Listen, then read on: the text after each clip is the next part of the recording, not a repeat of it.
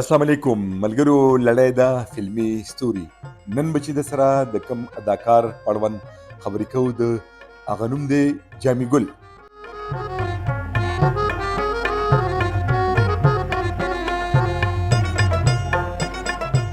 کله چې د پښتو فلمونو ابتدا وشوه نو د ډیرو زلمو او انجونو فلم کې د اداکارۍ شوق پیدا شو. ډیر زلمي د دغه شوق په وجه نه د دین شو او نه د سادین شول، ځکه چې هر څوک فلم کې د هیرو جوړېدو خوبونه ویني، ولې په دغه هنر کې ډیر لږ خلک بریالي شوي دي. جامي ګل هم په دغه خلکو کې شامل دی. نو اول د جامي ګل لنډ شان پیژندلو. د جامي ګل خپل نوم عبدالجمیلو دی. په کال 1942 کې په کوټ کې زیږېدلی. د پلار نوم رسول خانو. رسول خان یو کاروباري سړی و. هغه د ترانسپورټ یعنې لارو موټرو روزګار کولو او په کراچۍ کې بسونه چلیدل. جامي ګل هم خپل پلار سره کراچۍ ته لاړو او خپل دغه روزګار ته دوام ورکو. هغه د اعلی تعلیم په کالو باندې خسته و. دغه پلار رسول خان غوښتل چې زوی د تعلیم نه پس په کومه سرکاري اداره کې نوکر شي. دغه وختونه چې زیات فلمونه به په کراچۍ کې سازېدل. د نورو سټوډیوګانو نه سربیره ایسټن یا ویسټن ډېرې غټې او کامیابې سټوډیوګانې وي. جامي ګل به په کراچۍ کې فلمونه ډېر زیات کتل او مازدیګر کې به لکه د نورو زلمو په شان د سټوډیوګانو سیل لا ارومرو تلو.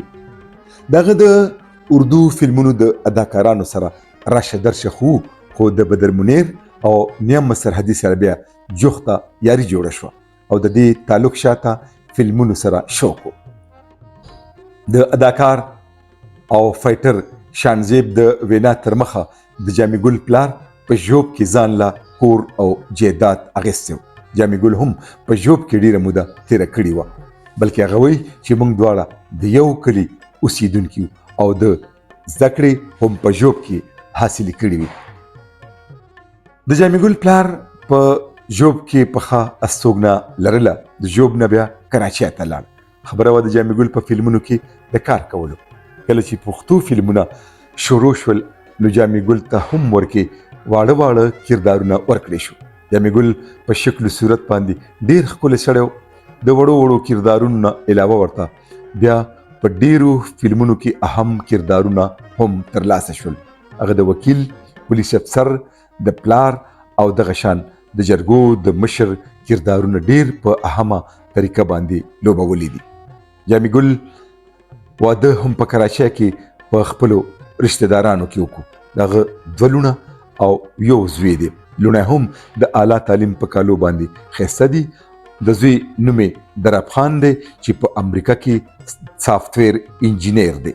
کله چې پښتو فلمونه د کراچۍ نه لاهور ته منتقل شو نو جامي ګل هم لاهور ته راغی.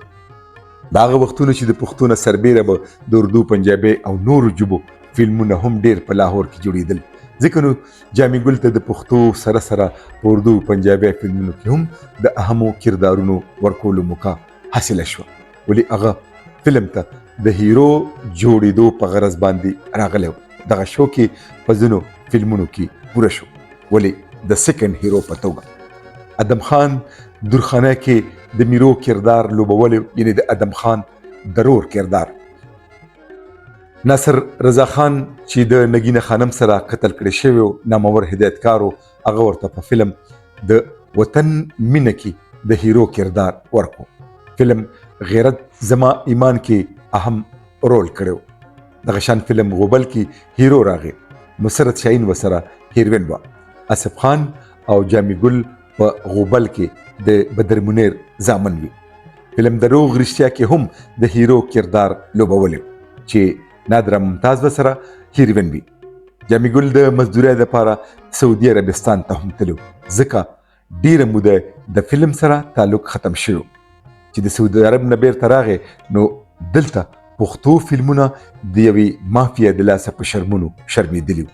ګل اکبر افریدي د نورو فلم سره تعلق لرونکو په همکارۍ کې یوه اصلاحي جرګه جوړه کړه چې هغه صدر او جامي ګل د دغه جرګې جنرال سیکرټري یعنی ستر سکتر مقرر شو. دوی د دغه ناوړي کار نه یوازې په خپله غندنه وکړه ولې د دغه پښتنو د دشمنانو خلاف جلوسونه ویستل، خو دغه د شرم کار کولو کې د لویو خلکو لاسو.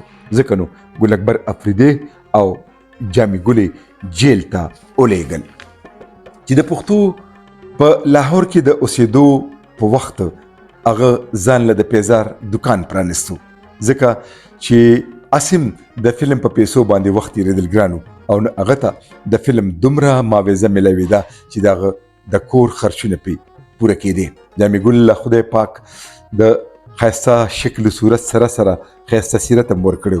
شانزیب صاحب، آصف خان، ممتاز علي خان، نعمت سرخدي، شیر خان، ارواښاد صابر وسیم، دغه شان نور ډیر اداکاران، هدایتکاران او فلم سره تعلق لرونکي د جامي ګل د خو اخلاقو قایل دي. کله چې د جامي ګل پلار رسول خان وفات شو نو د جامي ګل کورنۍ بیرته کوټ ته خپلې علاقې ته راغله. دا هم ویل کېږي چې د هغې په جایداد باندې په ژوب کې زورورو خلکو قبضه وکړه. یو اداکار بغیر د دې نه نور څه کولی شي چې یا عدالت ته لاړ شي او یا بیا د هر څه نه لاس وینځي او صبر وکړي. جامي ګل هم داسې وکړل، خپل ټول جایداد نه لاس په سر شو. کله چې په فلم انډسټري باندې زوال راغی، فحاشۍ او اوریانه فلمونه بدنام کړل، نو جامي ګل له نور فلم کې کار خوند نه ورکړلو، بس په خپل روزګار به گزاره کوله. د اعلی تعلیم له برکته د غزوی ته ډیره ښه نوکري په امریکا کې میلاو شوې وه. ځکه نو جامي ګل د نورو اداکارانو په شان د مالی مشکلاتو ښکار نشو. که فلم کې کار نه کولو نو هم د لاهور نه زړه نه کېدو او داسې دا نامور اداکار په کال 2019 کې وفات شو. په ګوري نورشه د جامي ګل د ځینې فلمونو نامې غیرت زما ایمان، ادم خان درخانه، د وطن مینا، ډغره، توبه، د ښځو انتقام، شنه بنګړي د مات شه، مستان خان، غوبل، دروغ رښتیا، جمرود خان، قیدی، انصاف او دغه شان نور ډیر بېشمیره فلمونه دي چې جامي ګل ورکې پسې کې سیکنډ هیرو راغلی دی، پسې کې هیرو یعنی فرست هیرو او پسې کې نور اهم رولونه لوبولی دي. دا وه د اداکار جامي ګل د ژوند او فن قصه. لیک او راوي محمد اسلم، تکنیکی مرسیال اسامه اسلم، پیشکش حاجی اسلم آفیشل. تر بلې خپرونې د لوی الله په امان.